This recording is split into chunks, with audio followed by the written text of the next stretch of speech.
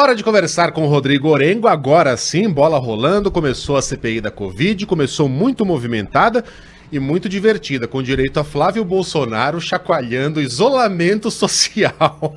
Ah, Flávio, vai comer uma inhabenta, cara.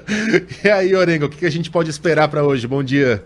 Muito bom dia, Vegari, bom dia a todos. Apresentação de requerimentos, viu? Esse é o momento, apresentar requerimentos para definir os rumos da CPI. Agora, qual é o principal embate, o primeiro grande embate aqui da CPI? Bom, já tivemos a eleição do presidente, vice-presidente, do relator, já conseguimos ver claramente, né, como é que ficam aí essas peças do tabuleiro na CPI. Há dois blocos bastante definidos, um chamado de G7 aqui, que envolve deputados de oposição e também independentes, os chamados independentes, né, mas estão mais alinhados à oposição, e 4 parlamentares que estão muito próximos do governo. Então, nessa balança, Megali, o que a gente está vendo aí realmente é pesando mais para o lado dos independentes e oposição. E por isso que nesse próximo embate, para definição do roteiro de trabalho, votação já prevista para amanhã, esse bloco deve levar vantagem. Deveremos ter ali uma derrota do governo. Qual é a principal disputa agora nesse início de trabalho?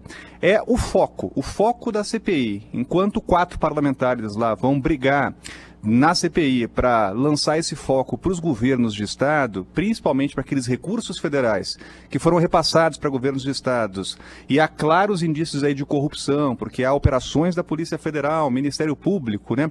O bloco majoritário vai lançar o foco no que chamam de omissão do governo federal, né? Compra de medicamentos sem eficácia, a questão também do atraso nas vacinas, a situação de Manaus e a postura do governo federal em relação à crise de Manaus, né? Então, tudo isso a gente vai ver amanhã, quando o roteiro de trabalho for para a votação, né? E esse bloco aí que a gente está chamando de G7 vai levar vantagem. Qual é o efeito prático disso, Megali? Os primeiros depoimentos. Teremos lá o depoimento, o primeiro deles, de Luiz Henrique Mandetta, que é um parlamentar, é experimentado, né? Então aquele lá é o ambiente dele, o ambiente da CPI, é conhecido ali por ser um político com uma boa capacidade de expressão, articulação, né? Então vai fazer ali da CPI realmente um palco. Na terça-feira, então ele já deve prestar esse depoimento. E depois, ordem cronológica, né? Vem aqui na CPI Nelson Teich, ficou muito pouco tempo aí na frente do Ministério da Saúde, e depois Eduardo Pazuello, que é realmente o grande depoimento, é o mais aguardado, né? Realmente hoje ele está no foco. Se tem uma autoridade que vai ser realmente investigada, vai estar no foco da CPI, é Eduardo Pazuello, né? E depois Marcelo Queiroga. Tudo isso vai ser definido amanhã na votação desse roteiro de trabalho. Então, terça-feira é possível que já tenhamos o Mandetta falando, Orengo. O Omar Aziz ontem anunciou, né, Orengo, durante a sessão. Vai ser super terça. Terça é Mandetta. Vixe. Uau, e já na semana que vem, poderemos ter o Teich ou demora um pouquinho mais? Demora um pouquinho, a ideia é fazer um por semana, viu, Megali, esses grandes depoimentos, mas tudo isso vai ser desenhado aí nesse roteiro de trabalho, né? A CPI deve funcionar na terça e na quinta-feira, principalmente, né? Não pode funcionar ao mesmo tempo que tiver a votação, então tem aí essas questões. E as estratégias estão bem definidas. Ontem a gente viu uma prévia, né? O bloco chamado de governista que tentou atrasar as votações, né? Apresentando requerimentos, tentando impedir que Renan Calheiros assumisse a relatoria. Isso é chamado aqui no Congresso de kit obstrução. E é natural que isso aconteça, né? Hoje quem faz oposição já foi o governo e fez a mesma coisa em outras CPIs. A diferença é que nas outras CPIs, hoje os oposicionistas tinham vantagem, tinham maioria. As CPIs foram aparelhadas pelos governos. Diferente dessa, como o governo tem minoria, vai ser muito difícil atrasar as investigações, travar, apresentar esses requerimentos, né? Ontem a gente viu que esse esforço durou cerca de 2 horas, né? Tentaram ali de alguma forma empurrar com a barriga, evitar que Renan Calheiros fosse eleito, aliás, fosse escolhido. Omar Aziz foi eleito, escolheu Renan Calheiros. Então, esse é o clima aqui da CPI. Já amanhã tem votação do roteiro de trabalho, na terça-feira tem oitiva aí do Luiz Henrique Mandetta. Kit obstrução, é tipo kit intubação, né? Que vai ser investigado também. Também outro ponto que vai ser investigado é a comunicação, né, que foi feita pelo governo. Ontem o Renan Calheiros pediu também que fossem coletadas todas as informações, inclusive de gastos, né, atos normativos sobre campanhas publicitárias, gastos do orçamento com publicidade e tudo mais. Agora vai ser uma CPI bem midiática. O Orengo estava falando, né, 1 por semana. Um ministro, ex-ministros, 1 por semana é esquemão podcast, né? CPI, Comissão Podcast de Inquérito. Né? Só leva mais tempo que o podcast, né? Porque as CPIs, olha, elas costumam demorar aqui esses depoimentos, né? Por quê? Porque todo mundo quer aparecer. Aí tem uma lista gigantesca. Além dos 11 integrantes da CPI, dos 7 suplentes, todos os líderes partidários podem pedir a palavra. Tem uma lista que não acaba mais. Aí a autoridade lá, o depoente, ele fica por horas e horas respondendo.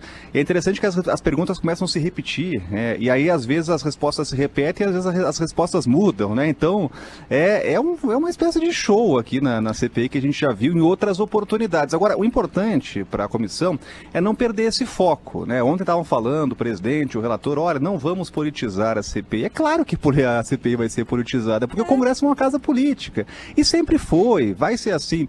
Mas o importante é não perder esse foco, né? Na hora de chamar as testemunhas, né, fazer a investigação, não perder o foco dos documentos apresentados, né, esmiuçar esses contratos, né? Isso é mais importante do que todo show à parte aí.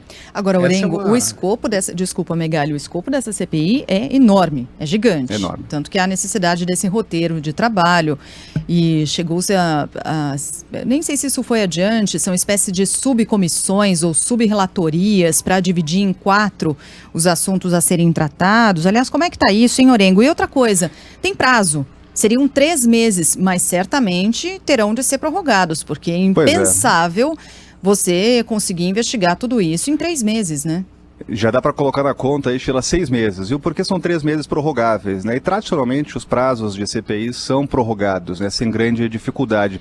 A questão da subrelatoria é uma ferramenta aqui da CPI, e também isso é muito comum, porque é muito trabalho, são muitos focos aqui da CPI, então é natural que o relator escolha ali colegas para apresentarem subrelatorias, né? Aí divide a CPI em nichos, em blocos. Só dos pontos que o governo levantou são 23, né? O governo se preparou, lançou aquela lista lá que acabou vazando, né? Deu insumo para oposição, que falou que, olha, o governo está admitindo culpa, mas na verdade era um preparo que o governo estava fazendo já para responder os questionamentos, né? Então, só dessa lista prévia aí, 23 pontos que vão ser atacados. Aí, agora é aquela coisa, se realmente a CPI tentar investigar tudo, abraçar o mundo, não investiga nada, né? Então, por isso que é preciso estabelecer esse foco e isso vai ser definido amanhã. Agora, ministros do STF, governadores e o presidente não podem ser convocados, né, Orengo? Falam pois é, quiserem, isso mas não podem ser convocados por uma CPI.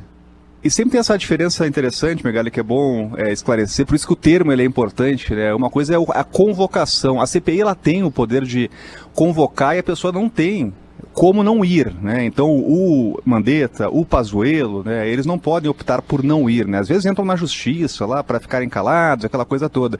Mas o convite é aquela coisa, é opcional, né? Então, em alguns momentos a CPI deve fazer convites. Aí faz parte de um acordo ali. Agora, mais do que isso, a CPI tem armas aí que são poderosíssimas. Pode quebrar sigilo fiscal, telefônico, né? Tem esse poder de convocação. Então, se bem utilizada, a CPI pode trazer resultados inclusive práticos. De presidentes, Orengo?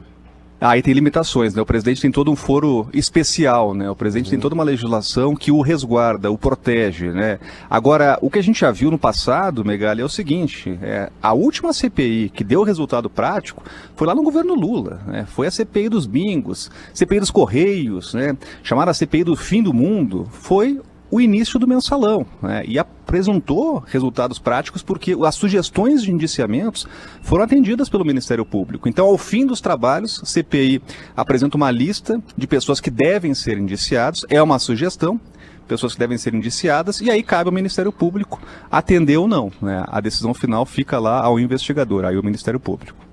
Muito bem, falaremos muito a respeito da CPI e Rodrigo Orengo volta com outras informações amanhã. Boa quarta-feira de trabalho, Orengo. Valeu, um abraço.